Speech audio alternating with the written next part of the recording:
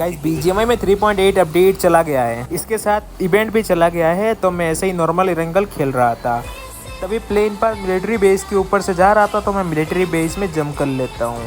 Roof पे jump करते ही मेरे को डबल पिस्टल मिलता है और सामने एक बंदा कूदता है। मैं डबल पिस्टल स्विच करके उसके साथ देता हूँ। जैसे ही इसको नॉक करता हूँ उसका दूसरा बंदा भी आ जाता है, इसे भी नॉक कर देता हूँ और उसका तीसरा बंदा भी रश करता है, इसे भी इजी नॉक कर देता हूँ चाकू मार के। निहत्ते बंदों को मारने में अलग ही सुकून आता है।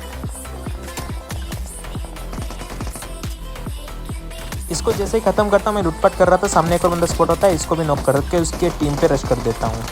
तभी मेरे को एक बॉट या बंदा, मुझे नहीं पता, स्पॉट होता है, जिसको जाम स्टील के मैं नॉक करता हूँ और इसको लगे हाथ तो फिनिश भी कर देता हूँ। और देखो मेरे साथ क्या कांड होता है लेग के कारण। मेरा लंडे जी ऐसी जिंदगी।